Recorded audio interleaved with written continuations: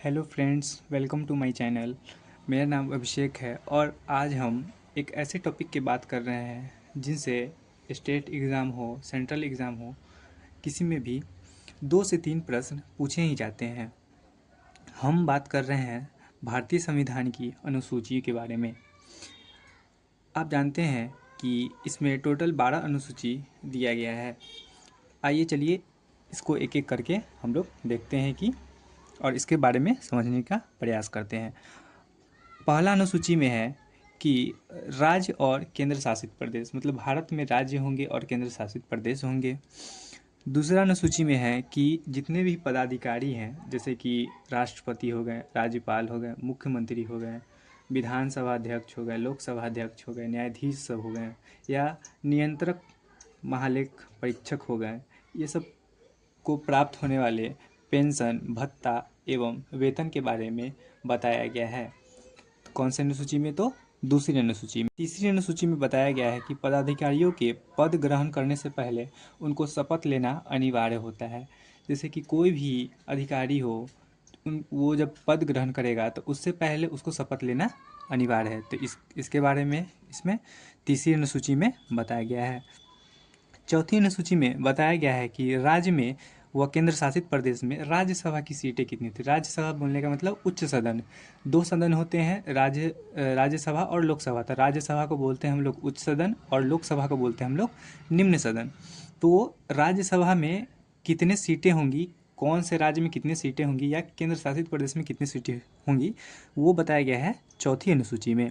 पाँचवीं अनुसूची में बताया गया है कि जो जितने भी अनुसूचित क्षेत्र हैं एवं अनुसूचित जाति हैं उनके लिए प्रशासन की व्यवस्था, मतलब उसके क्षेत्र में प्रशासन की व्यवस्था कैसी रहेंगी। छठी अनुसूची में बताया गया है कि असम, मेघालय, त्रिपुरा एवं मिजोरम, ये 4 राज्य आपको याद रखने हैं।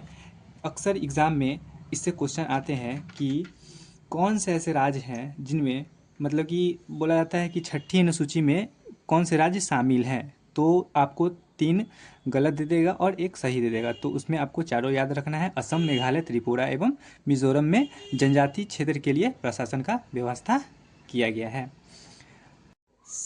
सातवीं अनुसूची में है कि संघ सूची, इसको 3 वर्गों में बांटा गया है: संघ सूची, राज्य सूची एवं समवर्ती सूची। संघ सूची में है कि दिए गए विषय पर सिर्फ केंद्र कानून बना सकती है। अब कौन कौन से ऐसे विषय हैं, जैसे कि हो गया देश की प्रतिरक्षा हो गई, विदेशी मामला हो गया, युद्ध हो गया, रेल हो गया, डाक हो गया, मुद्रा शक्ति, बैंकिंग, परमाणु शक्ति, ये सब पर कौन कानून बना सकता है? तो सिर्फ केंद्र कानून बना सकता है। संविधान लागू होने के समय इसमें 97 विषय था, जबकि अभी 100 विषय हैं। दूसरा आता है राज्य सूची।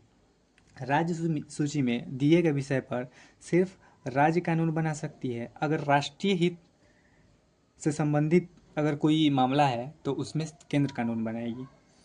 इसमें संविधान लागू के समय 66 विषय थे, अब जबकि 61 विषय इसमें हैं वर्तमान में। तीसरा आता है समवर्ती सूची। इसमें है क्या कि कोई भी कानून बना सकता है, जैसे कि राज्य भी बना सकता है और केंद्र भी बना सकता है। इसमें जैसे कि विषय हो गया, जैसे दीवानी हो गया, फौजदारी कानून हो गया, विवाह हो गया, तलाक हो गया, शिक्षा, आर्थिक नियोजन, बिजली, ये सब, चाहे समाचार पत्र, ये सब पर कौन कानून बना सकता है? केंद्र भी बना सकता है और राज्य भी बना सकता है। अगर केंद्र के हित में है तो केंद्र ही कानून बनाएगा। और इसमें संविधान लागू के समय 47 विषय थे, जबकि अब 52 विषय हैं। 8वीं अनुसूची में भारत के 22 भाषाओं का उल्लेख दिया गया है। पहले 14 भाषा थी, वर्तमान में अभी 22 भाषाएं हैं। इसमें 21वां संविधान संशोधन 1967 में सिंधी भाषा को जोड़ा गया था। 71वां संविधान संशोधन 1992 में 3 भाषा कोंकणी, मणिपुर एवं नेपाली को जोड़ा गया था।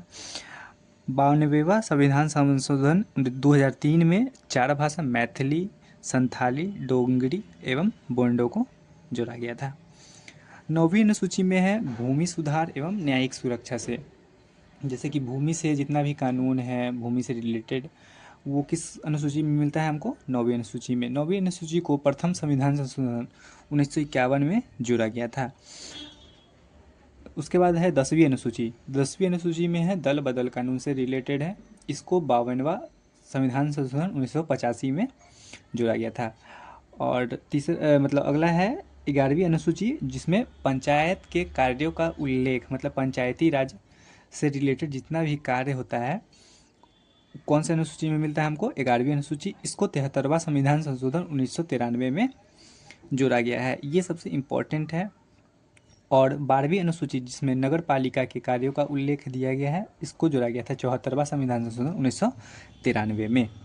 आइए अब हम देखते हैं कि भारतीय संविधान के भाग कितने हैं और इनसे रिलेटेड अनुच्छेद कितने हैं। तो भारतीय संविधान में टोटल 22 भाग है और टोटल 395 अनुच्छेद हैं। तो आइए एक एक करके इनको समझने का प्रयास करते हैं। पहला है संघ एवं उनका राज्य क्षेत्र, जो आर्टिकल 1 से 4 के बीच में हमको मिलता है। तो चलिए इसके बारे में हम लोग देखते हैं। आइए हम देखते हैं भाग 1 में संघ एवं उनका राज्य क्षेत्र, जो आर्टिकल 1 से 4 के बीच में हमको मिलता है।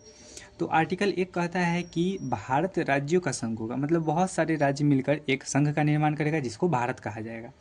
और राज्य को अलग होने का अधिकार नहीं है, जैसे कि जितना भी राज्य है वो संघ से अलग नहीं हो सकता है। दूसरा आर्टिकल में कहा जाता है कि संघ में नए राज्यों का प्रवेश एवं उसकी स्थापना की शक्ति किसके पास है, संसद के पास है। संसद द्वारा ही कोई किसी भी राज्यों का प्रवेश एवं उसकी स्थापना किया जाता है। तीसरा आर्टिकल है कि नए राज्य का निर्माण वर्तमान राज्य के क्षेत्र एवं सीमाओं या नामों में परिवर्तन किसके द्वारा होगा, संसद के कानून द्वारा। मतलब कि दूसरा में था कि संसद द्वारा मतलब इसका प्रवेश एवं स्थापना होगा। तीसरा में है कि संसद के कानून द्वारा ही इसका निर्माण हो सकता है या इसका वर्तमान जो क्षेत्र है या सीमा है उसके नाम में परिवर्तन हो सकता है। तो राज्य पुनर्गठन आयोग का मतलब 1953 में लाया गया है। इसके अध्यक्ष फजल अली थे। पहला भाषाई राज्य आंध्र प्रदेश बना, जो 1 अक्टूबर 1953 में मद्रास से अलग हुआ। ये एग्ज़ाम में अधिकतर बार ये क्वेश्चन पूछा जाता है कि कौन सा ऐसा राज्य था, प्रथम राज्य था जो भाषा के आधार पे अलग हुआ था, प्रथम राज्य, तो ये आंध्र प्रदेश है। इसका कारण था तेलुगु भाषा और इसके नेता थे पोट्टी श्री रामुल।